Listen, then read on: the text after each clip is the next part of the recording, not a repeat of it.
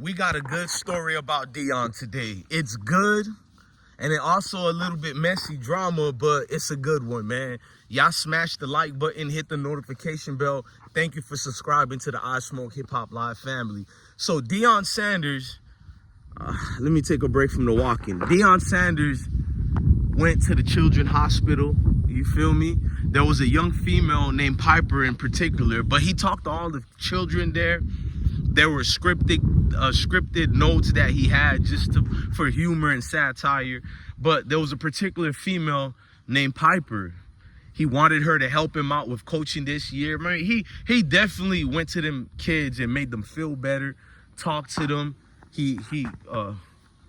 How do you say it properly? I don't know how to articulate what I was about to say, but he definitely did a good job, in other words. You know what I mean? The graciousness, how hospitable the hospital was towards him. But then, in the lines of talking about Piper and all the children there, he told her she's gonna need to wear her black shade glasses, and said, but you know they're gonna get mad at you anyways. And that shade was thrown at Jay Norvell. Now, I didn't say the joke good. I said it kind of boring. He said it better than that, but I'll do an edited video with the actual words and, you know, verbal words that he said. So verbatim, that is. We'll get into that. I'll show that later, but let me get into this video while I'm doing it. See, I told a lot of the people, you think Deion forgets about people who fake beefs and get into things like that? Let me explain to you guys more about Deion Sanders and Jay Norvell situation. I told a lot of people that Deion is not cool with him anymore because a couple of trolls came on the channel. Oh, let it go. Deion even forgave Jay. I'm like, shut up, man. None of that ever happened, bro. He never forgave them and never said nothing like that. If he forgave them, why do you think he brought his own mama at the game? Because since dudes want to speak on people's moms and family upbringing, that was nasty by Jay Norvell. And what messed up about it is, he can't get away from what he did or tried to do. In other words, Jay Norvell just tried to say Deion was raised to be nothing more than a thug. And you guys can sugarcoat it if you want to, but let's get into the shade. Deion threw a shade at Jay Norvell simply for the fact that I can't let that go. You came at me sideways for no reason other than to highlight something that you're jealous about. You don't like the media attention that Deion Sanders is doing, so you have to make this about Deion is not really the gracious person. He's not the humble person. Jay Norvell is more humble. So I know what to do to prove we're more humble than Deion. Let's talk about him not taking off his glasses as if that was so bad. Now, me, I'm a military dude. I know when I go in a room, I could read the room, but I know to take off my hat, little things like that, gestures like that, just because that's just me. It's not about upbringing and all that. Some people don't do it because the way we understood the assignment. But that doesn't mean someone who's with a hat in a room or something like that or glasses is a lower person than me and I'm far better than them. Like, that's outrageous to even have that type of mentality. But that's what you got with Jay Norvell. He knew how to placate that camera, good versus evil. Just like Colorado State quarterback, I'm not shocked that after the jabs he threw at Shador, everything he insinuated, and we know what he tried to say, you know what I mean? And even during the game, I seen the Colorado State quarterback do the little dude gesture. I seen that in live action, and I made sure to say out loud to myself, I was like, what? Is this dude for real? They were getting heavily beat, and he's still out here talking crap. So they're learning from their coach, not X's and O's. They're learning how to be a fake Colorado Buffalo University. Nobody talks about Colorado State unless you're playing Colorado Buffaloes. Let's understand there is a difference between both teams. One, very entertaining no matter if they lose or win. The other, still losing and barely could win. And we wouldn't even care if they were undefeated, unless if they played a prominent team and beat them, such as Colorado State, which is the reason you've seen a lot of people clicking on the game. Well, let me fall back. People are going to click regardless, no matter who Deion Sanders played. I think Deion said it best. It doesn't matter who we play because every game is monumental. This is his words verbatim. It doesn't matter who they play. Every game is serious because every game is monumental, at least to the public. The same group of people who say these guys are overrated, they're trash, but yet you're clicking on any video that talks about Deion Sanders or his associates, his staff members, his kids, his players, anybody affiliated with Colorado Buffalo University, you follow it.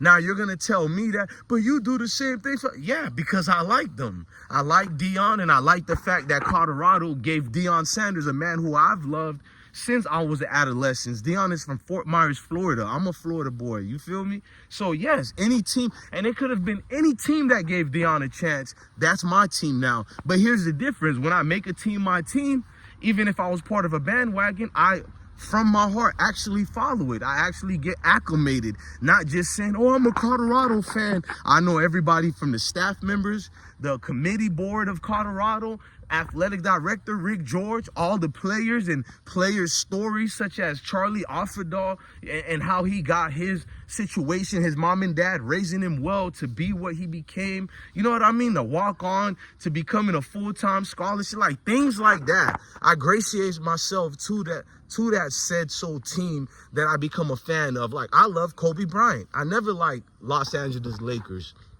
But if the Lakers were playing, I supported them only because of Kobe Bryant. Even today, I still root for the Lakers to win. Kobe hasn't played with them since how long? And even after his death, rest in peace to the GOAT. So I'm one of those guys.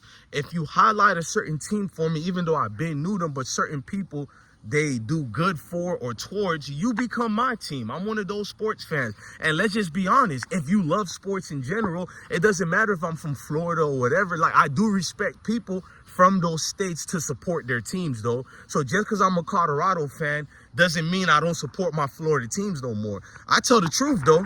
I'm holding Florida Gators accountable for Billy Napier. I don't know how he's not fired. He has to have footage of the athletic director or the university president or something, because there's no way any coach would have been able to keep their job like Billy Napier. You guys have everything to say about Deion Sanders, but Coach Billy Napier is still coaching college football right now today at the SEC. But you're telling me Deion wasn't ready to get a coaching job at Florida State. Well, look at Mike Norvell. Mike Norvell is far a better coach than Deion Sanders, according to you guys. Hold on. These haters always come when I'm talking about Colorado. Hold on, let's wait till that commercial airliner leaves. So I'm paying attention and I'm like, there's all this smoke for Deion and all this extra stuff. He should be mad at Colorado State because you got people like Mike Norvell at Florida State who's supposed to be so much more efficient. He's been in the Power 5 and Power 6 levels as all type of positions, even head coach for multitudes of years.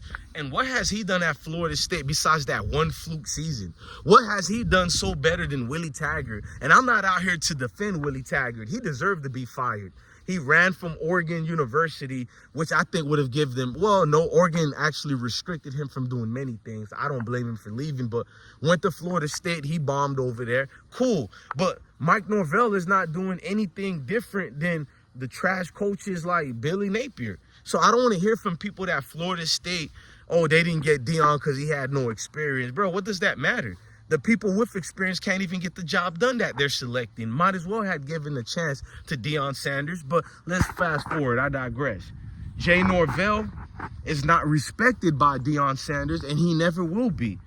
There are many coaches who came at Deion Sanders, but Jay Norville came at the hardest. Like, I can see Deion being respectful to Dan Lanning, maybe in a little bit. You feel me? Because all he said was talked about, you know what I'm saying? They do it for clicks and views and Cinderella, this and that. I mean, if I played for Dan Lanning, I would like my coach to be a fighter and a talker like that. I'm not going to fake it to y'all. It's football. You know what I mean? But to make it something different other than football, like Jay Norville, you know, I was raised to be better. I was raised. He's trying to placate to a certain segment in the community. All of you guys are far too intelligent to fall for what Jay Norville was doing. And thank God, even the haters know, no matter how much you're trying to make excuses for Jay Norville, he was really being nasty towards Deion Sanders for only one reason, towards one situation, which I'm not going to bring up. You guys let me know in the comments. Look, man, I'm DJ Bless One, the best one. Love your family. Love your kids. Stay blessed.